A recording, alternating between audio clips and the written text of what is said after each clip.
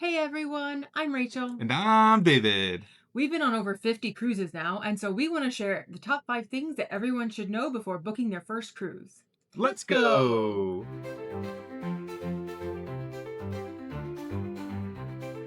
All right, so the first thing we recommend doing if this is your first cruise is really taking the time and figuring out which cruise line is right for you.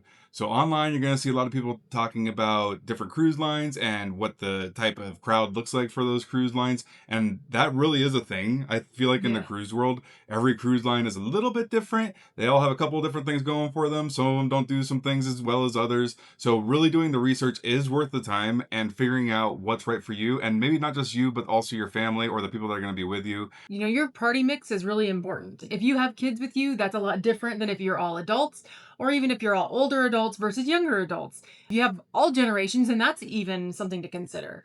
There's definitely different things we would recommend based on your party mix and take into account the pricing because not all cruise lines are the same price. Yeah. So we're just going to give you some of our suggestions after cruising with some various cruise lines. The first one is, do you have kids with you? Like, Yeah. that's honestly my number one thing you should take into It account. really is. And if you do, there are some different options that we think would be best for a kid-friendly group. The most expensive of those is Disney. Yeah. And we unfortunately have not had the opportunity to do a Disney cruise Yeah. yet because they're so expensive. We've been kind of trying to figure out when we can do it. But we do a lot of research and it's going to be the most kid-friendly for you. Yeah, it's also won all kinds of awards. Their ships are absolutely beautiful. We want to do them. We don't have children, so we haven't made it a priority. But that being the most expensive one, there's still a couple other options I would say are good for children. So Yes. And the kind of mid-tier pricing wise would be Royal Caribbean. yeah, And that's actually another one we haven't yeah, had the opportunity to do yet. And again, that's because we don't have kids. We're not really prioritizing the ones that do kind of cater to families. But again, we have lots of friends that have actually been on Royal Caribbean. We have friends that are very loyal to Royal Caribbean.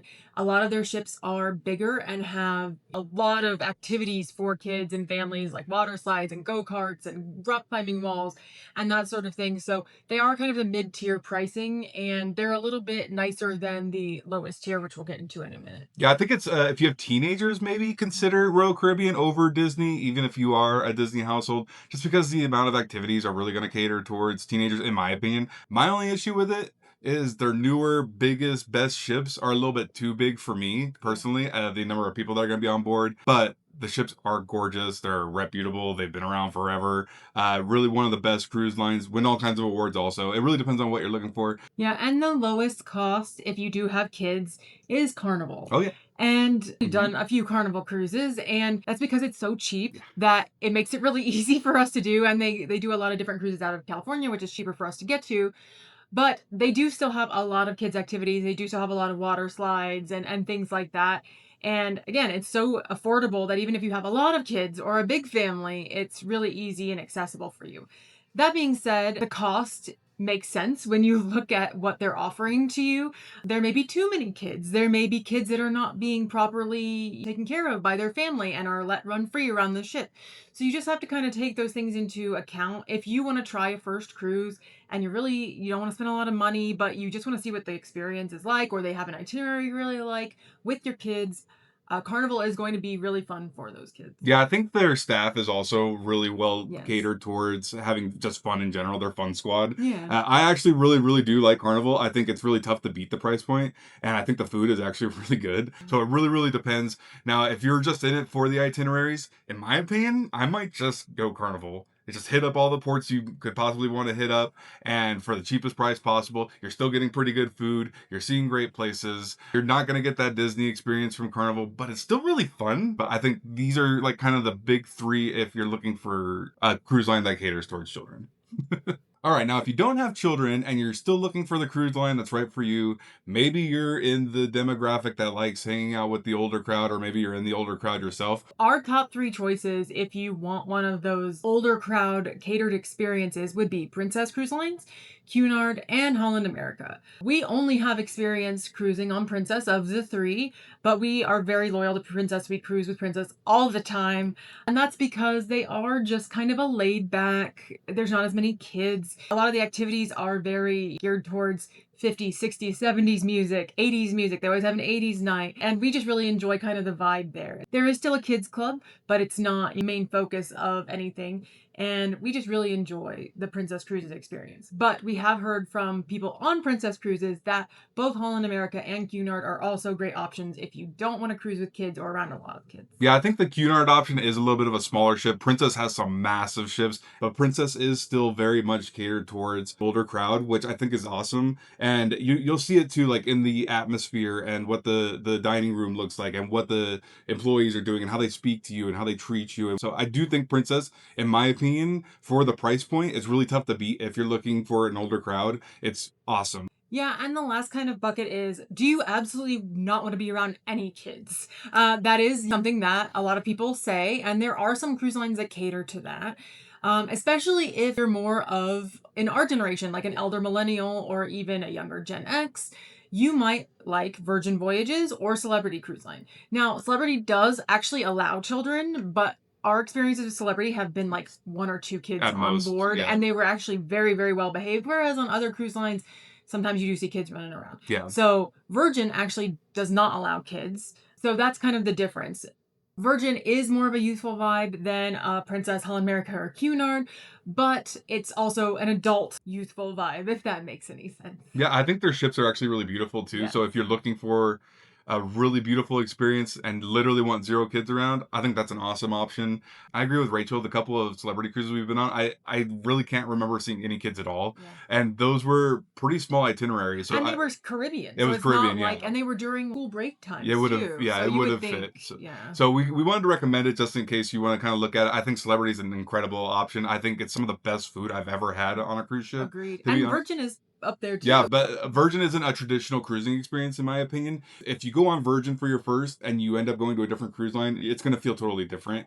But I still really recommend it. I think it's really, really fun. If you have party friends, if you just want to try really nice foods and try a different restaurant every single night, Virgin is awesome for that. If you like doing the arcades and stuff, all that kind of stuff's all included. I think the pricing model for Virgin is actually really brilliant. I really, really do like them. And one little note I wanted to throw in here as a kind of a bonus point is Carnival started doing adults only itineraries. So there won't be any kids on those. They're very rare and they're only a couple times a year, Yes. unfortunately. That's also worth looking at because those could be also really fun. And that price point will be a lot lower than either Celebrity or Exactly. Virgin. So I wanted to mention that. I would say if you're younger and love to party, love the DJs and the dancing, Virgin might actually be your absolute best option. I know people whose first cruise was Virgin, and that's the only thing they'll Yeah. ever do now.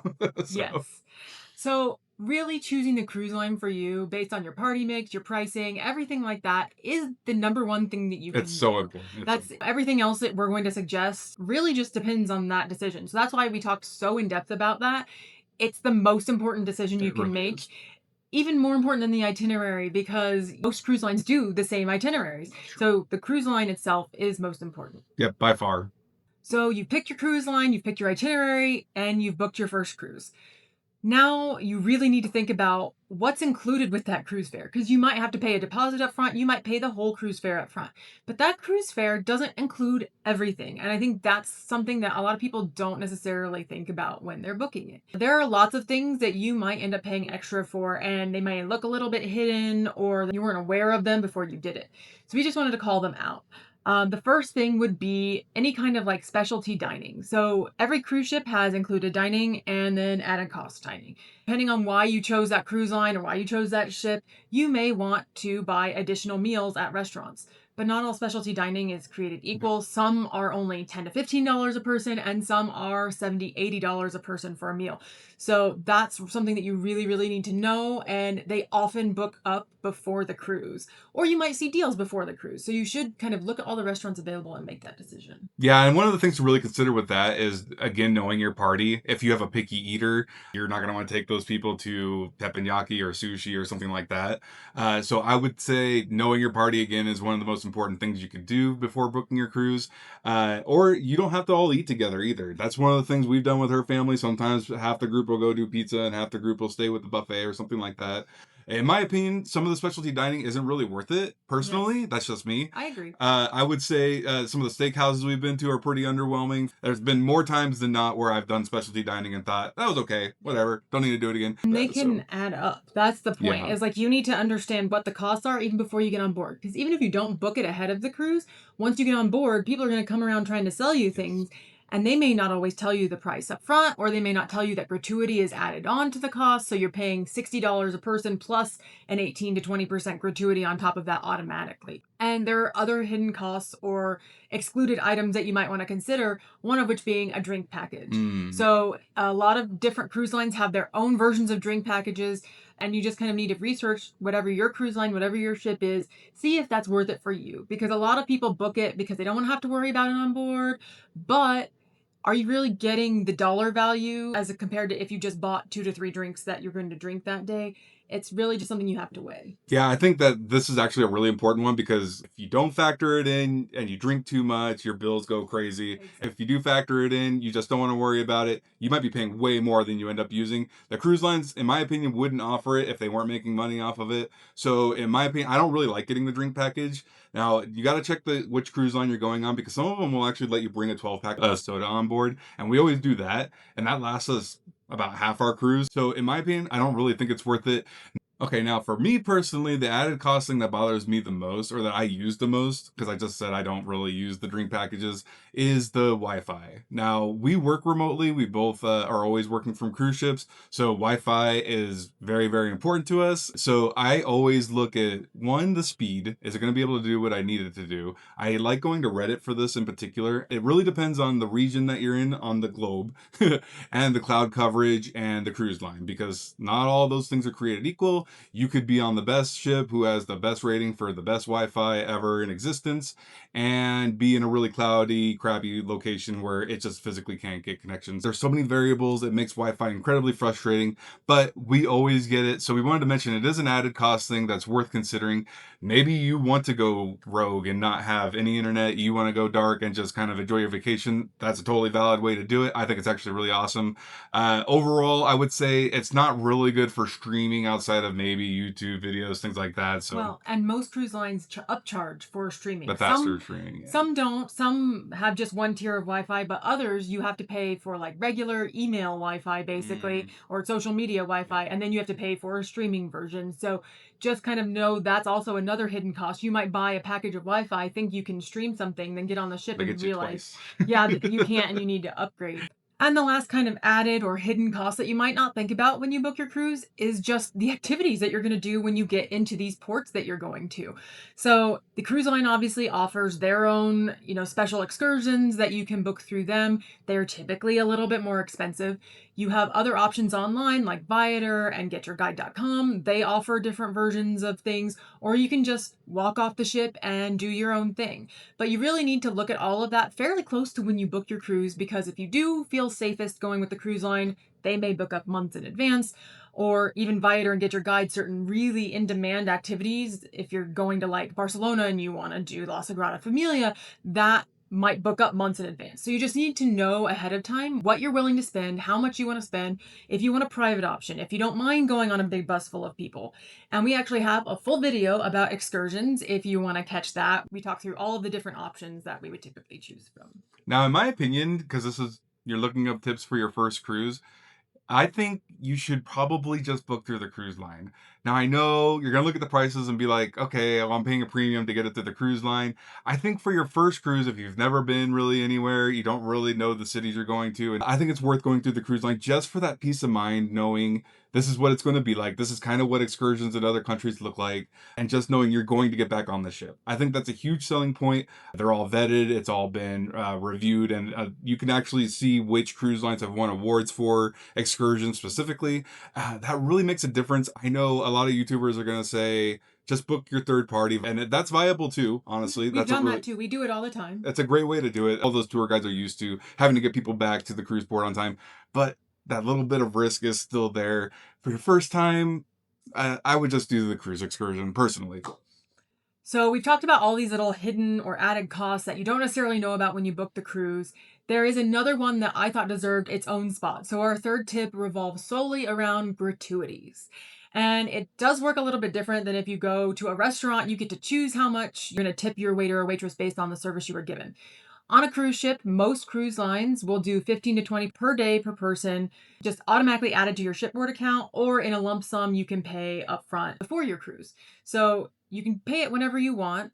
You do have the option to remove it or not to remove it.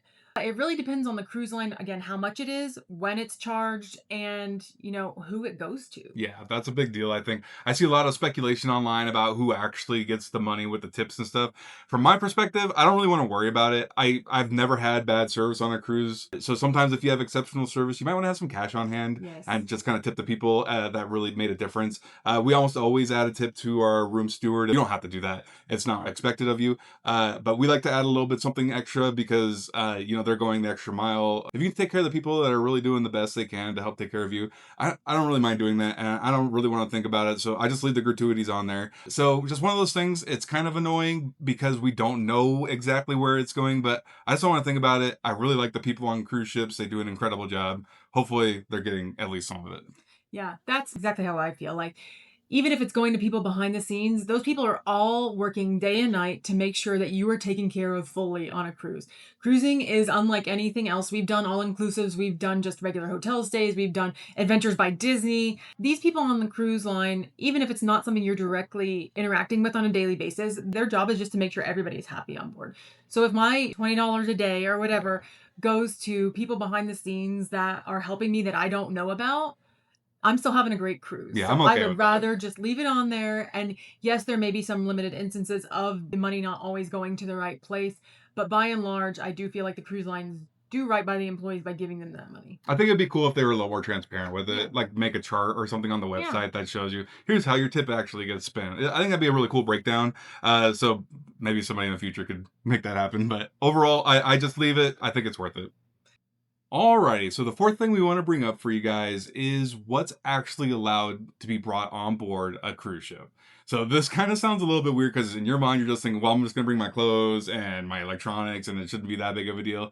But one of the big hiccups people have on embarkation day is actually their stuff being checked and things being pulled because they're not supposed to bring them on. It happens all the time. Something very minuscule such as a power supply thing could get pulled. A portable charger could get pulled. A couple really, really weird things that kind of stand out to us that we've seen over the years is things that were also flagged as cruise approved that still got pulled. It really, really depends on the cruise line. Well, and just like even drinks, like David mentioned Oh, that we'll bring sodas onto a ship. Not every single cruise line actually even allows you to bring soda on a ship. And they also kind of govern how much you're allowed to bring on the ship. And it all must be in your carry on. You can bring wine on a lot of cruise lines, but you have to have a sealed wine bottle and they charge you a corkage fee. Or you can't bring homemade food, but you can bring prepackaged food. So every cruise line is slightly different. And we just really recommend reading through those cruise line policies online before you start packing, because you could think, oh, I need to bring these cookies I made because they're really delicious and I don't think I'm going to like the desserts on board. And you'll get there and they'll confiscate your yep. cookies, even though it's very innocuous. They're going to take your cookies. Yeah. So just things like that. But also, one thing in particular, like drugs. So medicines. There's a lot of different points about this, but if you are taking medical marijuana, that is something that you cannot bring on any cruise line. It does not matter if you have a card. It does not matter if you have doctor's notes. It does not matter if it's in some form that doesn't look like medical marijuana. They do have dogs at a lot of the locations when you do embark, and it is not allowed. No matter what the law is in your country or region, it is not allowed. So that's something that you really need to research if you have to figure something out for your drugs.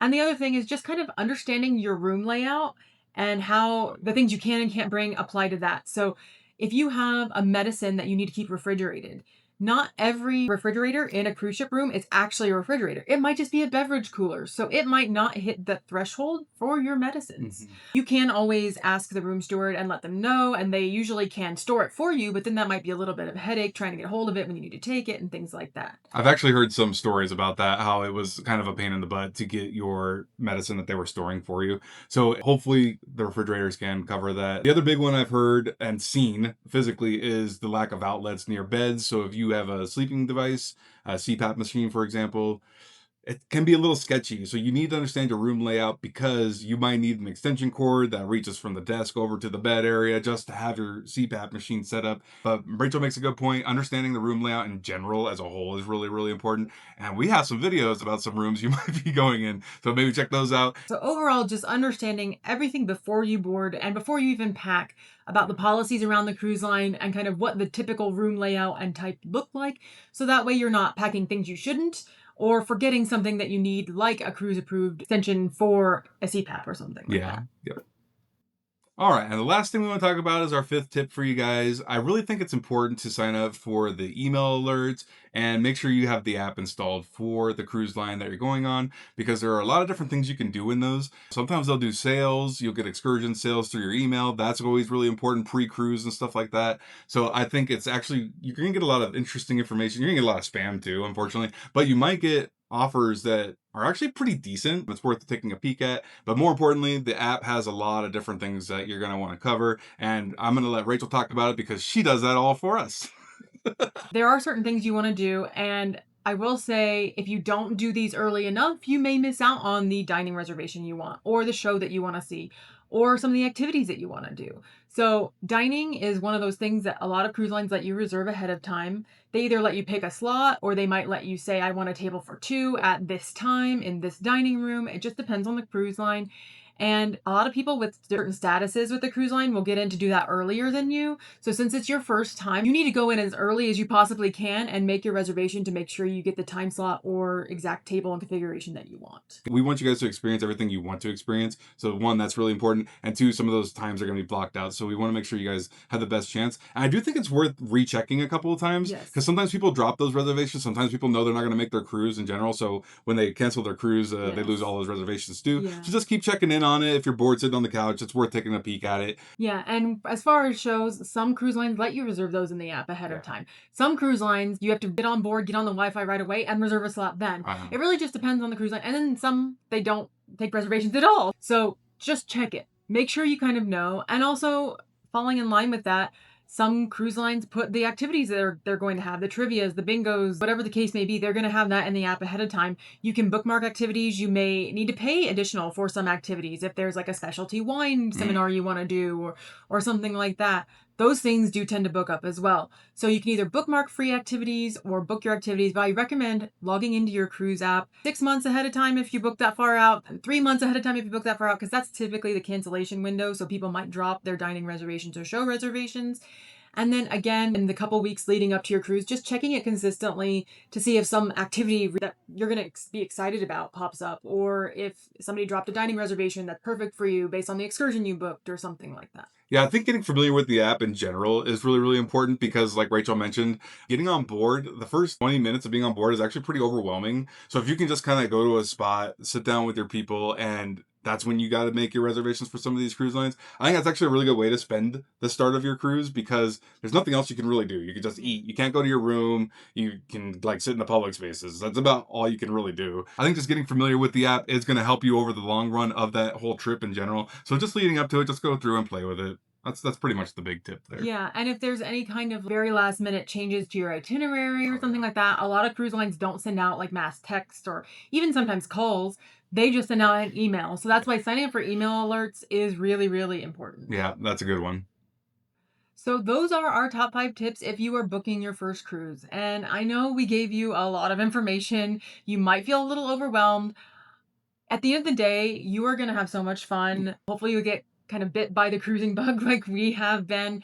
And really, the key point is no matter what you choose, you're still going on a vacation with your family or your loved one, and you're going to enjoy yourself. Every cruise line has something different to offer. Every itinerary has something different to offer. We've never been on a cruise where we were absolutely miserable and we're like, we want to get off this ship as soon as possible. So just know that there is a lot of decision making you need to do, and there are a lot of things that you can do to set yourself up for success. But regardless, you're going to enjoy yourself. I think it's a really good way to experience the world, honestly. And when I first heard about cruising, or we were first considering, we had never been on anything. We've done all inclusive resorts at that point. And when I did that first one, I went, wow, cruising is awesome. This is so cool. This is so sick. It's like nothing I ever really envisioned in my head. The staff have always been so friendly. I mentioned it earlier, but it's just an amazing experience. And I think you're really making a pretty good decision. I know it feels like a big decision too. It's easy to get overwhelmed with all the planning. Maybe your whole party's making you do the planning, and that's why you're watching this.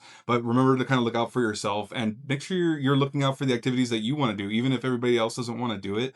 You still got to make sure you're going to have a good time. I think that's really, really important. Cruising is really great for groups. It's really great for solo travel too, because you can always meet new people. So we really love to cruise, and we hope that you will too. Yeah. But what do you think? Do you have any questions that we might not have answered in our tips? Let us know in the comments what we can help you with. And if you enjoyed this video and want to see more travel content from us, like some of the videos we talked about in this video, please like this video and subscribe to our channel. Yeah. But for now, I'm Rachel. And I'm David. And we hope this video helps you find the right direction for your next adventure and your next cruise. Yeah. Bye.